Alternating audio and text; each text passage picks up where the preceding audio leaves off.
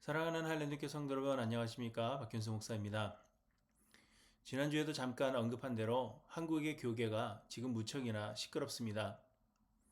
우리는 미국에 있어서 잘 못 느끼는지는 모르겠지만 한국에서는 아주 큰 이슈가 되었습니다. 교인들이 모이는 곳마다 이 이야기뿐이며 지난주에는 노예 시찰의 모임이 있었는데 그곳에서도 단연 이 이야기가 화제였습니다. 말씀드린 대로 한국에서 설교의 대가로 칭송을 받던 원로 목사님께서 아들과의 교회 개척 자금으로 40억을 요구하셨다는 소식입니다. 뿐만 아니라 이미 오래전에 은퇴를 하시고 후임 목사가 당회장이 되었음에도 불구하고 한 달에 2번씩 주일 설교를 했고 자신과 목회 방향이 맞지 않는다고 하여 교회를 떠날 것을 요구했다가 받아들여지지 않자 자신이 아들과 개척하겠다고 개척 지원금을 요구했다는 것입니다. 문제가 불거진 뒤에 한 매체에서 인터뷰를 했는데 나는 교회를 설립한 사람으로서 나에게 그 정도의 지분이 있다고 했다는 것이 많은 성도들의 분노를 사고 있습니다. 미국에서도 목회자는 아니지만 베스트셀러 작가요, 기독교 변증가로 존경을 받고 목회자 이상으로 활발하게 사역하던 유명 작가가 지난 8년 동안 불륜을 저질러 왔다는 사실을 스스로 고백해 파장이 일고 있습니다. 그래서 수많은 사람들이 또 기독교에 대하여 실망했다며 비난의 수위를 높이는가 하면 사람들이 후원을 받던 기독 단체들의 후원이 줄어들고 있다는 안타까운 소식이 들려오고 있습니다. 어떻게 이런 일이 일어날 수 있는지 안타깝습니다. 그런데 또 생각해보면 목회자도 사람입니다. 활발하게 목회적 활동을 하는 사람도 사람이요, 죄인일 수밖에 없습니다. 그러니 이런 일은 충분히 일어날 수 있는 일입니다. 성경에 보시면 사실 이보다 더한 이야기들이 많이 나옵니다. 그 중에 창세기 38장에 기록된 유다와 다말의 이야기는 죄가 만연한 현대사회의 일이라고 해도 충격이 아닐 수 없습니다. 유다와 다말의 이야기는 요셉의 이야기를 다루는 중간에 끼어 있습니다. 사실 형들이 동생을 노예로 팔아넘기고 짐승의 피를 묻혀서 아버지께 막내가 죽었다고 보고했다는 이야기도 충격이 아닐 수 없습니다. 그런데 유다와 다말의 이야기는 정말 쇼킹 그 자체입니다. 유다는 야곱의 넷째 아들입니다. 그런데 유다에게 세 아들이 있었고 첫째 아들이 다말이라는 여인과 혼인했습니다. 그런데 유다의 첫째 아들 엘은 여호와 보시기에 악함으로 하나님께서 그를 죽이셨다고 말씀하십니다.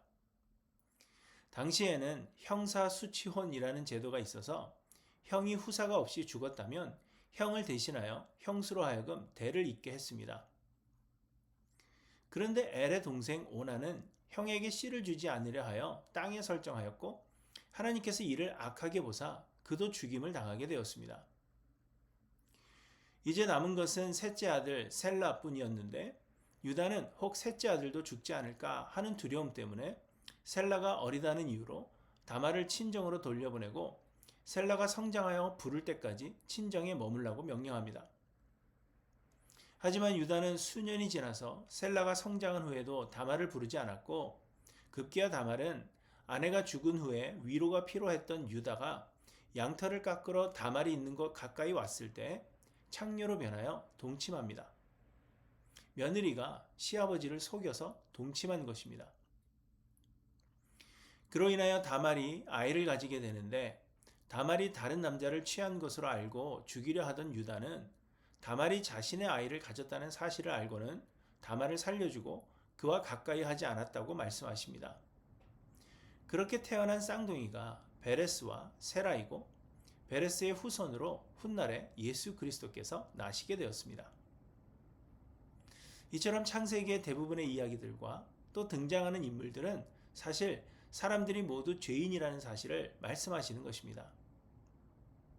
우리는 사람이 원래 선할 것이라는 생각으로 출발하기 때문에 어떻게 사람이 저런 일을 저지를 수 있지 하며 놀라합니다.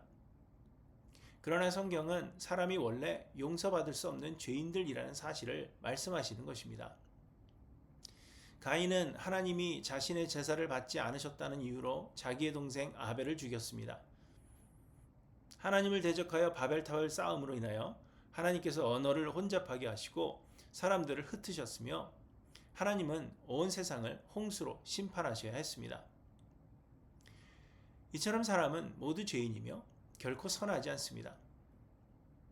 그래서 성경은 소망이 없는 죄인들을 구원하시기 위해 하나님께서 독생자 예수 그리스도를 보내주셔야 했다는 것을 말씀하시는 것이고, 창세기는 인간의 악함에도 불구하고 선을 이루어 가시는 하나님에 대하여 우리에게 말씀하시는 것입니다. 인간은 모두 악하여 홍수로 쓸어버리셔야 했지만 하나님은 노아에게 은혜를 베푸셨다는 것입니다. 하나님은 아브라함을 부르셨고 예수 그리스도를 보내시기 위해 이스라엘을 보존하시는 가운데 대가 끊길 수 있었던 유다의 가문을 이으셨다는 사실을 말씀하시는 것입니다. 우리는 노아나 아브라함이나 그들이 선하기 때문에 하나님이 사용하셨다고 생각하지만 노아도 실수하였고 아브라함 역시 수도 없이 죄를 범했습니다. 이들도 모두 죄인들이었으나 다만 하나님께서 은혜를 베푸셨던 것입니다. 그래서 우리는 꼭 유다여야 했을까? 좀 더 나은 사람이 없었을까? 그렇게 생각하지만 사실 모두가 죄인인지라 더 나은 사람은 없었습니다. 삼손의 이야기를 읽으면서도 사람들은 동일한 질문을 합니다. 왜 삼손이었을까? 좀 더 나은 사람이 없었을까? 그러나 성경은 사람이 각기 자기의 소견에 옳은 대로 행하였다고 말씀하십니다. 더 나은 사람은 없습니다. 다만 하나님께서 은혜를 베푸시는 사람이 있고 하나님께서 내버려 두시는 사람이 있는 것입니다. 그러므로 우리는 누군가를 지극히 우상화해서는 안 될 것입니다. 사람이 위대한 것이 아니라 죄인들을 사용하사 선을 이루시는 하나님이 위대하신 것입니다.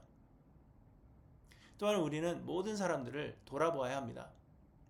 사람들은, 목사들은 모두 믿음으로 어떤 어려움이든지 이겨내야 한다고 생각합니다. 그러나 목사들도 특별한 능력을 가진 사람들이 아니라 평범한 사람들이지만 하나님께서 사용하시는 사람들에 불과합니다. 지난주 노회 시차례로 목사님들이 모여서 신년 기도회를 가졌습니다. 서로 기도의 제목들을 나누는데 모두들 아픔과 괴로움들이 있었습니다. 그래서 모두 연약한 사람들이구나 하고 생각했습니다. 그러므로 여러분, 우리는 서로를 돌아보아야 합니다. 우리 모두가 은혜가 필요한 사람들이라는 사실을 기억하고 하나님의 은혜가 임하기를 기도해 줄 뿐 아니라 또한 우리가 하나님의 은혜의 통로가 되어야 하겠습니다. 나는 저들과 다를 것이다 하며 교만하지도 마시기 바랍니다. 나의 나된 것은 하나님의 은혜이며 하나님이 은혜를 거두신다면 우리는 그저 무너질 수밖에 없는 죄인들입니다. 우리는 모두 하나님의 은혜로 삽니다. 그러므로 주신 은혜를 잊지 않고 기억하여 감사하고 주변의 모든 사람들에게 하나님의 은혜가 임하기를 기도하며 또한 은혜의 통로가 되시기를 간절히 소망합니다.